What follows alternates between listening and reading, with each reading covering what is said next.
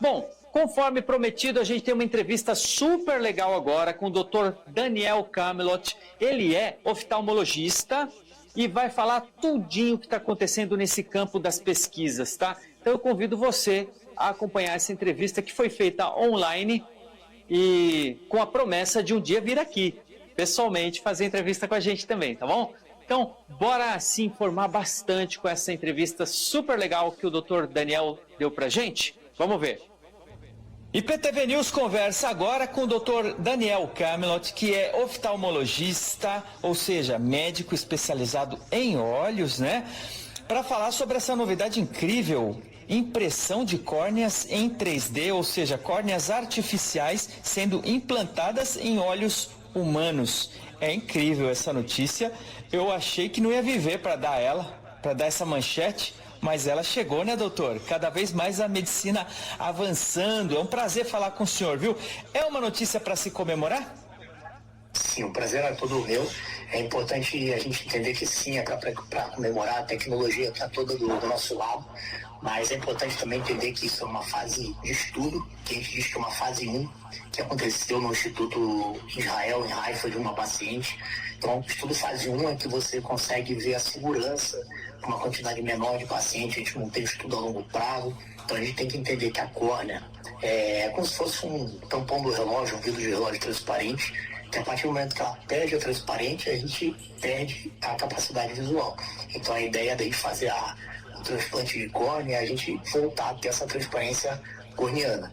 E essa córnea não é algo tão simples, ela tem 5 camadas, ela tem um epitélio, membrana de Bowman, estroma, que é a maior camada, e a TCB e o endotélio. E ela é avascular, isso que facilita muito essa impressão por não ter vasos. Ela é suprida pela lágrima, que dá toda a oxigenação e nutrição, e pelo muracoso, que é o líquido que a gente tem dentro do olho. Então, todos os cuidados a gente precisa ter, mas já é um start importante para a gente ter maior capacidade de menor espera no banco de olhos, uma logística menor, mas também tem um custo que a gente precisa ver a longo prazo. Doutor, atualmente, claro, né, vamos respeitar todos os prazos, todos os testes, né, afinal de contas é segurança, né? Mas basicamente hoje o transplante depende de doadores, né? Seria esse o grande benefício da córnea artificial, digamos assim? Sim, a ideia desse estudo é a gente gerar a partir de uma célula, uma córnea doadora que possui células, e gerar uma impressão de várias córneas através de células mesmo humanas, junto com bioengenharia, biomateriais, para gerar a partir de uma maior quantidade de córnea para que possa atender um público que necessite maior, um público receptor maior, mas a gente tem que sempre entender que a córnea existe também o problema da rejeição, a imunologia, que a longo prazo a gente vai entender melhor. Mas a ideia é melhorar essa logística de espera, de transporte, de armazenamento, que conseguindo mesmo a longo prazo essa proeza vai ser uma vantagem para muitos pacientes. Doutor, só para relembrar, em que casos é recomendado o transplante de córnea? A córnea, como eu falei, é vamos dizer, um vidro transparente que possui essas camadas, que o importante é ele continuar transparente. Quando existe algum trauma que aconteceu, gerou uma cicatriz na córnea, algum paciente com ceratocone, que gerou também alguma curvatura muito aumentada da córnea, gerando uma opacidade maior, ou até mesmo, vamos dizer, produtos químicos que caíram, traumas. Então, tudo que gera uma opacidade da córnea, que não tem a reversão por outros métodos menos invasivos, como implante de anel, que nesse caso são implantados no paciente ceratocone, a gente vai para o transplante de córnea, que existem vários tipos de você transplantar a córnea inteira, ou então apenas o endotélio. No endotélio, vamos dizer, paciente que tem as córneas de Fuchs, distrofia de Fuchs, que gera um edema na córnea intenso, que também gera uma perda dessa córnea. Então existem vários tipos de doenças, patologias que geram a opacidade da córnea e que necessitam do transplante, que vão ser beneficiados nesse caso. Será que essa córnea artificial pode suprir todos esses casos, hein? Já se diz alguma coisa? E eu já quero emendar outra pergunta também, doutor. Rejeição, hein? Como é que estão os estudos em torno disso? Então, por ela ser avascular, é algo que facilita um pouco, mas existem também as rejeições e que isso pode acontecer, que a gente pode pensar não só a curto prazo, que seria esse fase de estudo que é mais para a gente detectar a segurança. A rejeição pode vir mais a longo prazo. Então, por isso, a espera de um estudo maior, com uma maior quantidade de pacientes num tempo maior, vai poder dizer melhor para a gente. E essas doenças, na maioria das vezes, sendo bem detectadas, separadas e analisadas em cada paciente, acredito que vão ser beneficiadas desde que esses estudos em fase 2, fase 3 passem e não tenham nenhum problema. Na sua opinião, né, qual é o maior desafio para os cientistas aí para entregarem definitivamente esse produto aí à população? Primeiro, saber sobre essa rejeição a longo prazo, saber se cicatrização.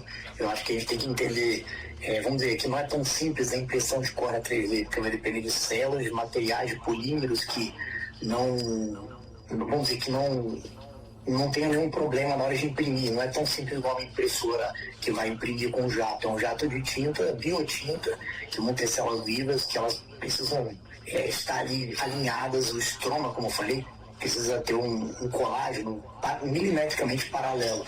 Qualquer mudança disso já gera uma opacidade. Então, o custo tanto do material que vai imprimir, tanto da biotinta, não é baixo. Então, eu acho que a longo prazo a gente tem que ver também que essa logística de banco de dados, armazenamento, transporte, a longo prazo a gente precisa ver se esse custo desse material vai conseguir suprir, porque não vai ser uma impressora, bioimpressora, que vai conseguir um custo alto.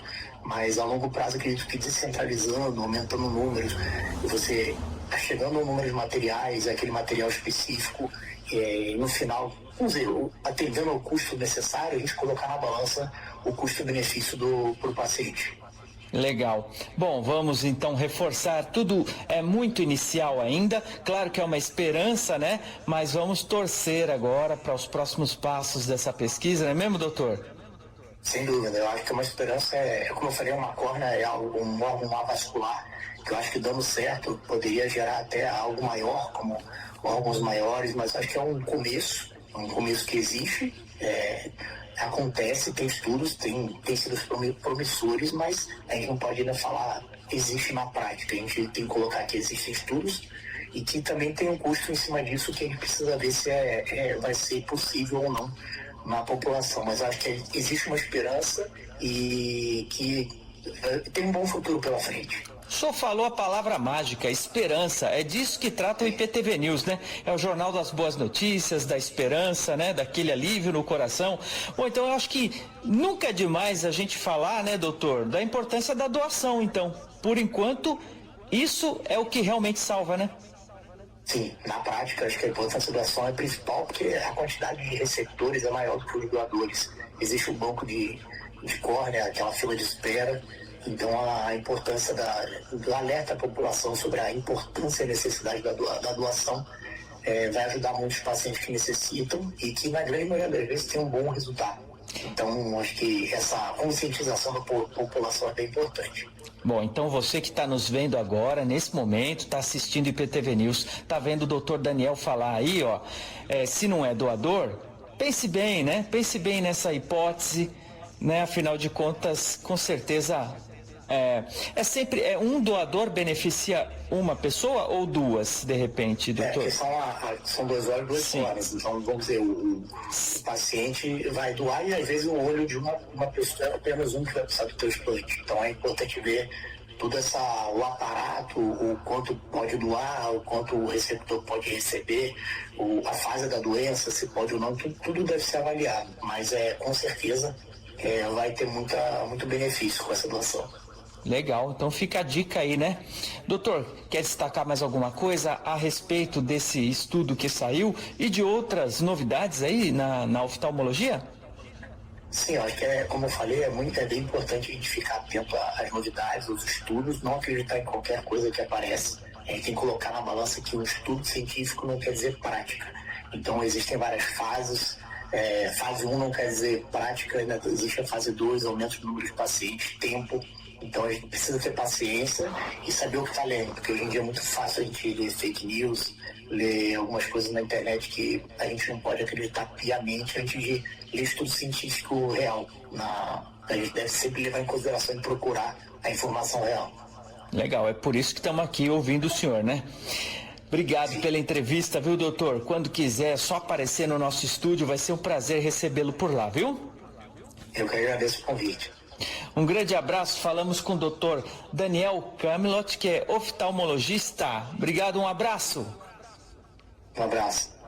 Valeu, doutor Daniel, legal, simpático ele, né? Legal, ó, fica a dica, então, nunca é demais a gente reforçar, né? Doação de órgãos ainda é a única saída, tá bom? Então, pensa bem sobre esse assunto, quem sabe não vale a pena, né? Eu sei, é um assunto delicado, muita gente tem resistência, outros não, já doam tudo, não tem problema. Discute em família, vê se vale a pena doar órgãos, certo? Fica a dica!